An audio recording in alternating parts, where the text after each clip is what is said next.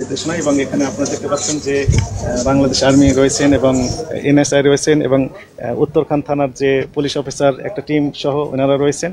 তো সম্মিলিতভাবে এখানে একটি যৌথ অভিযান পরিচালনা করা হলো এই উত্তরখান থানা এলাকায় একটি ফুড ইন্ডাস্ট্রিতে, যেখানে আমরা দেখলাম যে 2024 সালের সেপ্টেম্বর মাসে বিভিন্ন প্রকার যে রং ব্যবহার করা হয় এই রঙের মেয়াদ শেষ হয়েছে, অথচ সমানে এখন ব্যবহার করা যাচ্ছে।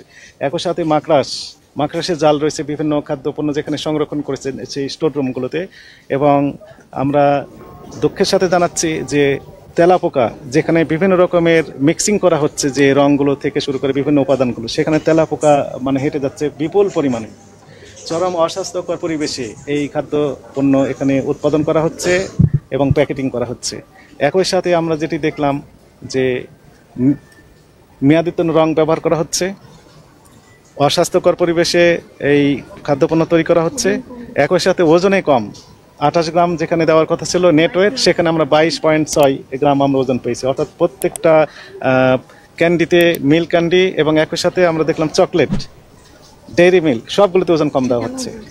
ঠিকানা যেটি দেওয়া আছে উত্তরখানের, কিন্তু ওনারা আরেকটি প্রতিষ্ঠানের নাম লন্ডন, সেই নাম উত্তর বাড্ডা এলাকায় অবস্থিত, সেই নামে ওনারা প্রস্তুত করছেন।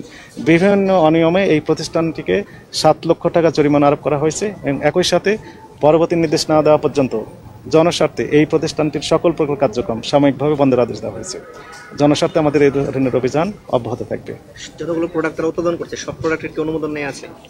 আমরা যেটি দেখলাম যে বিএসটিআই থেকে 3 প্রকার প্রোডাক্টের অনুমোদন নেওয়া রয়েছে, কিন্তু শুধু অনুমোদন নিলেই তো হবে না, ওই স্ট্যান্ডার্ডটা মেনটেন করতে হবে। অর্থাৎ প্রত্যেকটা প্রোডাক্টের পিছনে একটা বিডিএস বাংলাদেশ স্ট্যান্ডার্ড সেট করা রয়েছে, কি তারা করতে পারবে এবং কি তারা করতে পারবে না এবং কি অবশ্যই পালনীয়, কিন্তু কোনোটাই তারা প্রতিপালন করছে না। অর্থাৎ নিয়মের প্রতি তোয়াক্কা না করেই মূলত তারা শিশু খাদ্যগুলো উৎপাদন করছে, বাজারজাতকরণ করে আসছে, যা আইনের পরিপন্থী। ক্ষেত্রে আমরা দেখছি যে আজকে যেমন বাংলাদেশ সেনাবাহিনী সামনে যে অভিযানগুলো হবে সেখানে আপনারা কিরকম সহযোগিতা মানে আশ্বাস করছেন? বাংলাদেশ আইন শৃঙ্খলা বাহিনী রয়েছে, স্পেশালি পুলিশ ফোর্স আমাদের সার্বিক সহযোগিতা ইউজুয়ালি করে থাকে। তো স্বপ্রণোদিতভাবে আমাদের বাংলাদেশ সেনাবাহিনীও আমাদের সহযোগিতা করেছেন। অর্থাৎ আমরা সহযোগিতার কোনো অভাব আমরা ফিল করছি না, যখন যে বাহিনীর প্রয়োজন আমরা সেই রকম সহযোগিতা পেয়ে থাকি। ফায়ার এখানে যে অগ্নি নির্বাপন ব্যবস্থা, সেটি কোনো অসঙ্গতি? এই যে আপনি বললেন যে ফায়ার এখানে এক্সটিংগুইশার থাকার কথা ছিল, সেটি আমরা দেখি নাই। অ্যাকচুয়ালি পরিবেশ অধিদপ্তরে ছাড়পত্র নেওয়ার কথা এবং ফায়ার সার্ভিস থেকে ছাড়পত্র নেওয়ার কথা, যেখানে এখানে যে কাজ করছেন যে কর্মচারী তাদের প্রত্যেকের সিভিল সার্জনের অফিস থেকে একটি সার্টিফিকেট নেওয়া, স্বাস্থ্যগত যে সার্টিফিকেট সেটি নেওয়ার কথা ছিল, আরও কিছু সনদপত্র নেওয়ার কথা ছিল, কিন্তু সেগুলো সবগুলো কমপ্লাই তারা করছে বলে আমাদের কাছে এখনও প্রমাণিত হয়নি।